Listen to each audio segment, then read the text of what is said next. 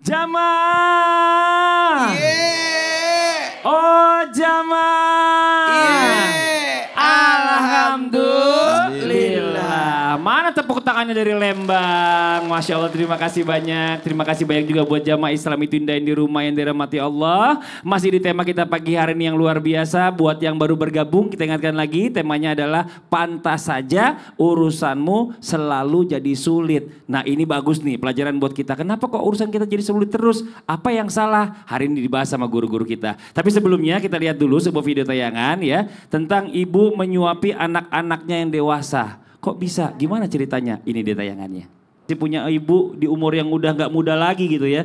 Nah ini Ustadz AR nih. Kadang-kadang orang gak sadar nih. Karena beberapa hajat dalam urusan kita ini menjadi sulit. Terkadang mereka ini gak menyadarkan dirinya kalau mungkin dia ini menyakiti hati orang tuanya.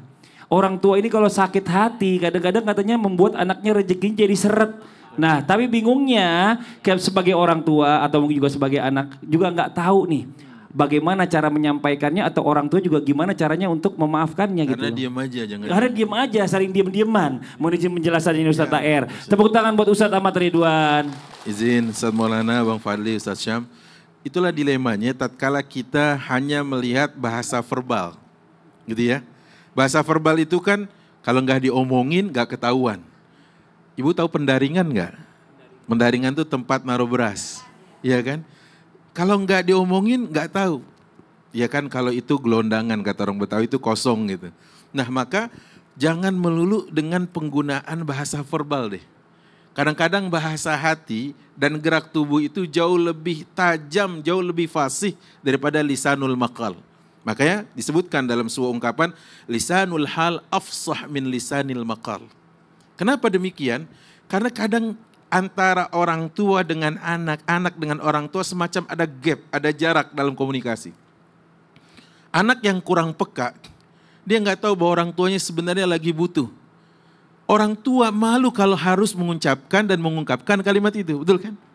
Dan nauzubillahnya masih ada kita dengar orang tua ngutang sama anaknya, nauzubillah. Berarti kan ada masalah dalam nafkah atau infak yang diberikan anak kepada orang tua. Coba saya tanya, ibu-ibu kalau minta sama anak malu nggak? Banget.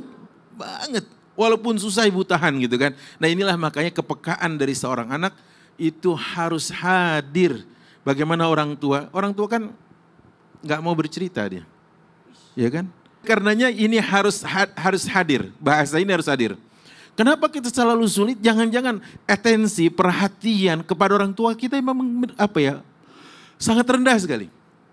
Itulah makanya pada saat dahulu ada seorang ulama namanya Muhammad Ibnul Munkadir punya saudara Umar Ibnul Munkadir. Dia bilang, "Bittu lailatan kamilatan aghmizu rijla ummi." Saya pernah semalaman suntuk mijitin kaki emak saya, mijitin doang. Wa bata akhir Umar ala sujadah. Saudara saya di atas sujadah salat semalaman suntuk.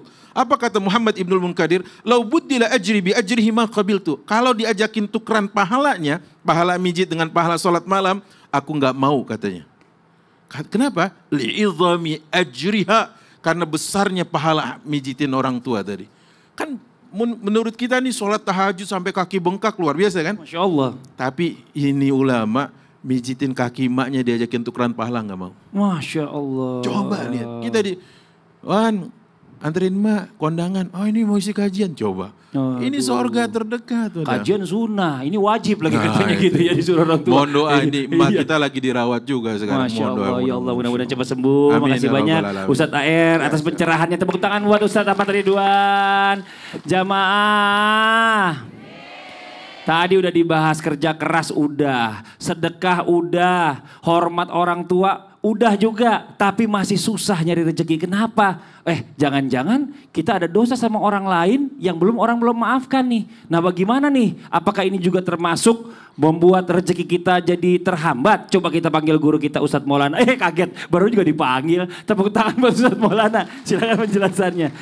Izin Ustadz AR dan Ustadz Sam. Bagus kalau sadar. Banyak orang tidak sadar. Kenapa rezekiku seperti ini?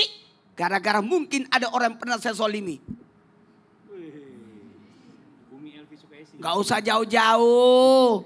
Bisa jadi kita zolimi saudara sendiri. Betul tidak? Gak usah jauh-jauh. Mungkin kita zolimi tetangga kita.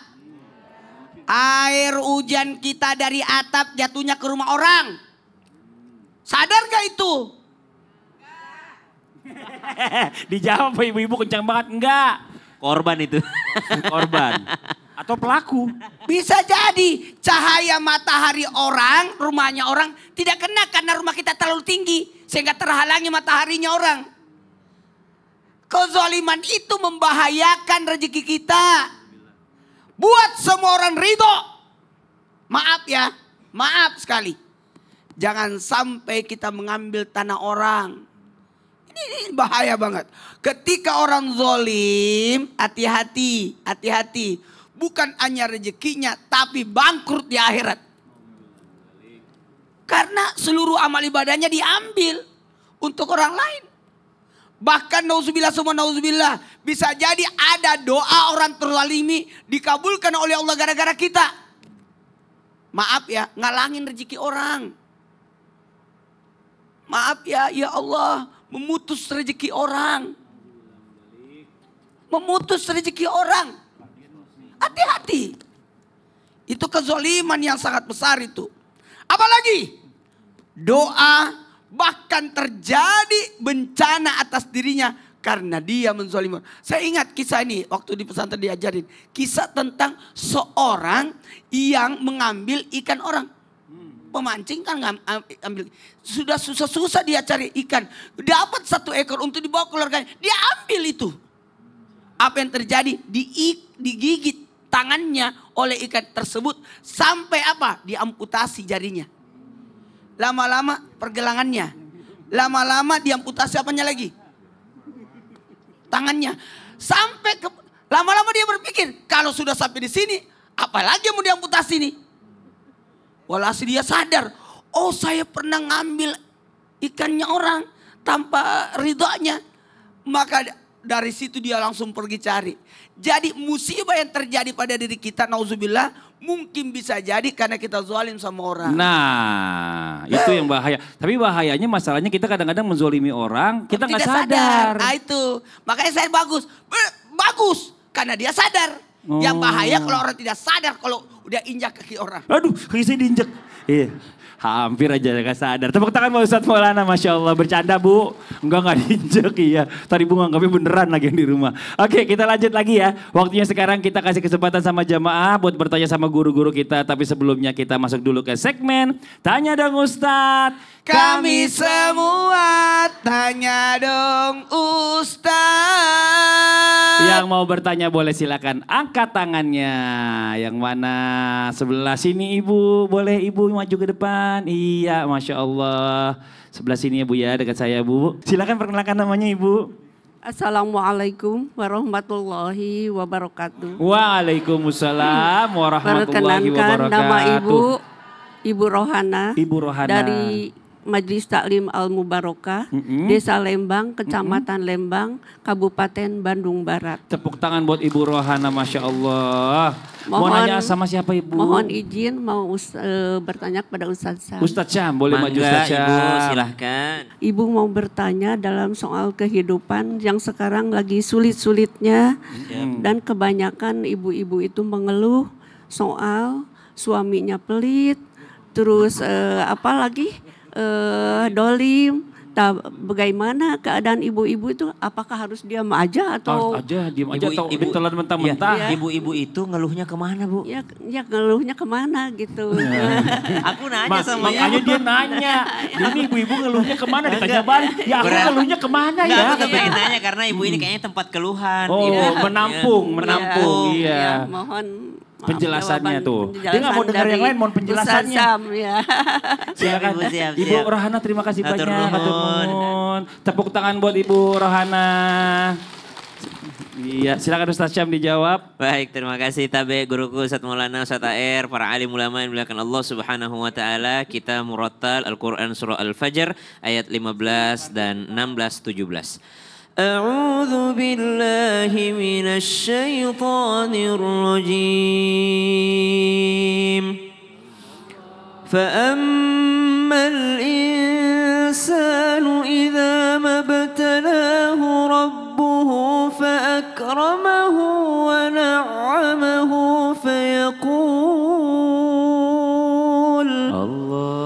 فيقول ربي أكرمن وأما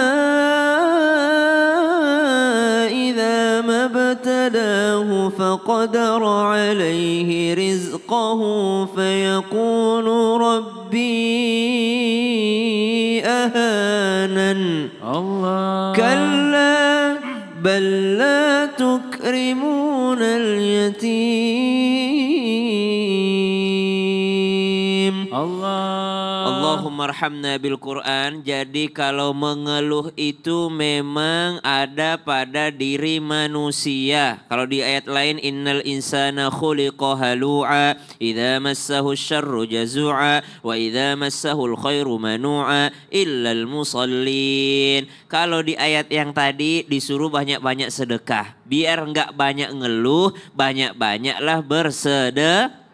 Kenapa bersedekah? Karena biasanya kalau kita bersedekah, kita mengamalkan sunnahnya Nabi. Apa itu? Lihatlah ke bawah kalau urusan dunia, jangan lihat ke atas. Karena kalau kita melihat ke bawah, itu membantu kita untuk tidak kufur atas nikmatnya Allah Subhanahu wa ta'ala. Tapi pertanyaan tadi khusus ibu-ibu nih, yang suka mengeluh kepada suaminya, gimana dong? Innallaha, sesungguhnya Allah, la yanzuru, tidak akan memandang. Kalau enggak dipandang bu, dicintai atau dibenci? Ketemu orang, enggak mau ketemu dia. Itu lagi seneng atau lagi benci? Lagi benci. Berarti kalau Allah enggak mau pandang berarti dibenci sama Allah. Sesungguhnya Allah tidak akan memandang ila imratin, kepada seorang wanita yang kufur terhadap suaminya. Padahal dia butuh sama suaminya. Kerjaannya ngeluh mulu. Banding-bandingin suami sama suami tetangga. Banding-bandingin suami sama orang lain, banding-bandingin suami sama Rasulullah Sallallahu Alaihi Wasallam, padahal dia sendiri sebagai istri tidak pernah mencoba menjadi Khadijah. Maka subhanallah, siapa orang yang mengeluh kepada suaminya padahal suaminya sudah bekerja keras menafkahi yang halal, dia cari betul, dia cari ridhonya Allah, dia berusaha betul, maka Allah tidak akan memandang perempuan yang seperti ini. Tapi kalau dikatakan tadi, tapi suaminya zalim Ustaz, suaminya memang pelit, dia cuma mikirin dirinya sendiri. Ada memang orang seperti itu, pintar mencari nafkah tapi tidak pintar memberi nafkah. Sebenarnya ada dia, tapi selalu pelit terhadap keluarganya. Berarti perlu diingatkan. Siapa lagi yang mau mengingatkan kalau bukan istrinya sendiri? Makanya perlu digarisbawahi. Ibu kalau hijrah, maka orang yang paling pantas mendapatkan manfaatnya hijrahnya ibu adalah suami. Semakin banyak ibu pengajian, semakin banyak ibu pelajar, yang paling pantas mendapatkan manfaat majelis taklimnya ibu adalah suami sendiri. Jangan orang lain dulu, suami juga demikian. Semakin engkau datang mendengarkan khutbah Jumat, datang dengar tausiah pengajian, orang yang paling pantas mendapatkan manfaat dari ilmu yang kau dapatkan adalah istrimu sendiri. Tapi ini suami berarti kurang datang pengajian, iya, karena nggak ngerti konsep sedekah terbaik. Sedekah terbaik. Nah, kita tahu Ustaz Syam, paling baik buat istri berapa pahalanya?